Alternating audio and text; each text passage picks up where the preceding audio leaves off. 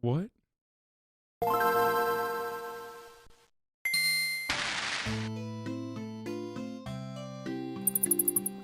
Enemy spotted.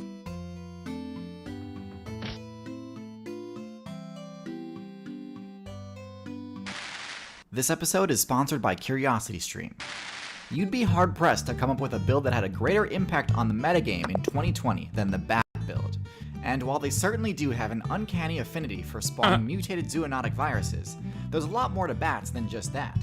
The Bat build is unique in several ways, so today we're breaking down the Bat build to discuss its stats, special abilities, matchup spread, unique class variants, and finally where they place overall in the tier list. So without further ado, let's get into it.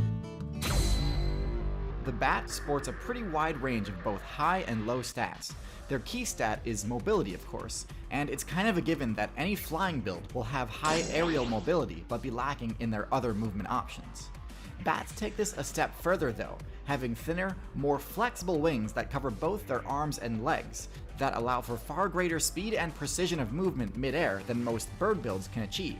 In fact, while technically peregrine falcons can reach higher speeds during their dives, bats actually hold the record for the fastest flight speed in the game. This incredible mobility comes at a cost though, as we'll see with I did not know other that. stats. Bats have some They got of a the nerf weakest bat. defenses in the game.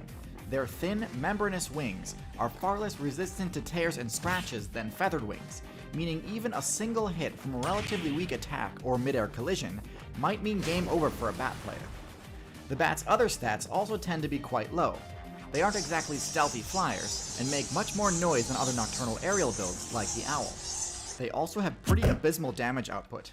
This makes sense though, as they don't really need it for offense, and if they're ever attacked, their defense and HP are so low that it would already be too late to strike back. So it's actually optimal to just stick to their hypermobile strategy and hope their other special abilities can carry them. Before we get into discussing special abilities, first we have to break down the different variations within the Bat class, since the most important special abilities are not shared among all bats. All of these variations fall into one of two categories: microbats and megabats. Microbats are smaller and have a highly specialized nocturnal playstyle. Bro, what the fuck is a mega bat, dude?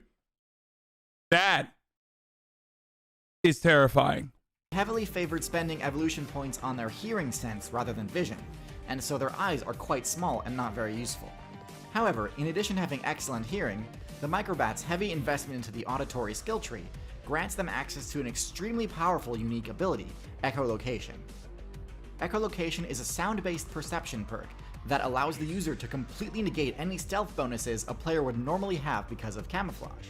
It also allows bats to track the location of other flying players in the air, giving them greatly increased accuracy against airborne targets. It also greatly lowers the risk of collision while flying in tightly packed groups or through dense forests. This ability is definitely the most impressive aspect of the Bat build, and the most integral to making their nocturnal playstyle viable.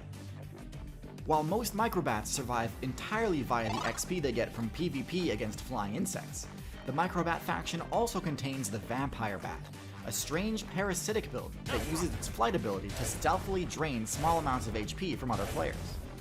While I like the concept in theory, I feel like the Bloodsucker playstyle is done much more effectively by builds like the Mosquito and Tick, both of which have high enough stealth to actually succeed in their attacks even when the target is wide awake. Vampire bats, on the other hand, are not stealthy enough to drain a full blood meal from a conscious target. And given their extremely low defense, they cannot risk taking a hit while draining HP. It's likely that the Vampire bats had far more success back before the truly giant mammal builds got banned, as these mammals would have had much more difficulty detecting and swatting away such a small flying parasite. True. Aside from also having the That was really fucked up when they banned the giant mammal builds. Like, imagine that's all you learn, that's all you know, and then boom, banned. Like, you could have fucking nerfed them, and you just fucking took them out of the meta entirely, greatly changing the ecosystem in and of itself. the ability to fly, the Megabat faction has a very different strategy than Microbats. The Megabat player base is diurnal, and as such, they did not spec far into the auditory skill tree at the cost of their vision. Quite the opposite, in fact. Megabats have excellent vision, but they cannot use the echolocation ability. In theory, this is a better strategy, rather than spending a bunch of evolution points on the expensive high Megabats are cute as fuck, dude. Never mind, I take it back. They got the double nose too. Very weird. level sonar ability. It's like a more pupper. efficient to just go for a more standard vision upgrade, and still have plenty of points left over to pump into things like direct base stat boosts. This is what allows Megabats to grow several times larger than their nocturnal cousins. Now, due to their lack of echolocation, there's pretty much no way they could attack flying insects midair with any sort of accuracy.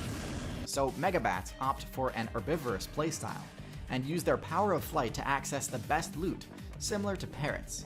Despite being a much easier playstyle, I actually think it's nearly as viable as the microbat strategy, provided there's enough fruit around to sustain the energy needs required by a flying mammal. So how do bats fare against their most common encounters? As I said before, microbats have excellent matchups against flying insects. That's pretty much a given since they're specifically specialized for that matchup. Moths in particular have actually started speccing into their own sonar abilities in order to jam bat echolocation so that they aren't such a free kill all the time. This still has a long way to go before it has much of an effect on the matchup though. Microbats are also occasionally able to score kills on amphibian players, though personally I see this as more of an indictment of the frog's abysmal defensive stats than it is praise of the bat's offensive ability. Surprisingly, the biggest threats to bats are stationary ambush builds, since echolocation doesn't do a great job picking out other players who aren't moving. Snakes in particular can detect them using their heat vision, and can lash out and score a kill while they're passing by. Spiderwebs can pose a major problem to careless bat players too, as most bats are actually light enough to be restrained mid-flight if they run into them. However, skilled bat players can actually pinpoint the spider player via echolocation and snatch them right out of their web, so this matchup is by no means one-sided. Echolocation also allows bats to detect players that have made the mistake of being at the surface of the water, even in the dark. Making an attack on one of these targets is a bit of a gamble too though. Megabats, in contrast, have great difficulty dealing with birds of prey, since they have no sonar for early detection of an incoming attack.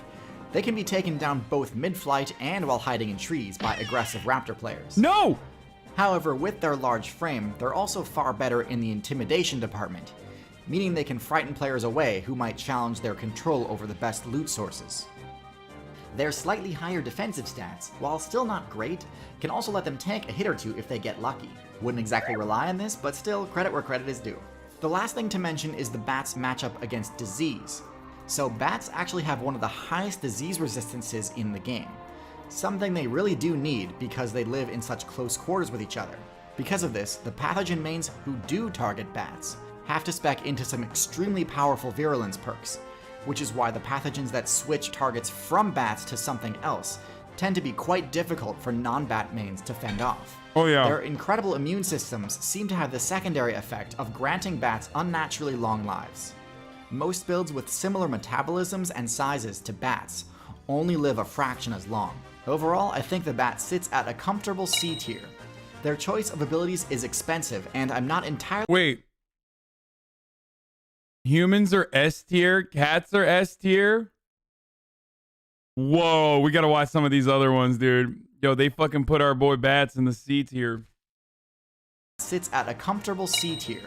Their choice of abilities is expensive, and I'm not entirely sure that it has paid off when weighted against the sacrifices they had to make to their base stats. Of the 3 flying factions in the game, I actually think bats rank the lowest overall. Birds have them beat in terms of versatility and practicality, as they can fly longer distances and have more durable wings. Insects—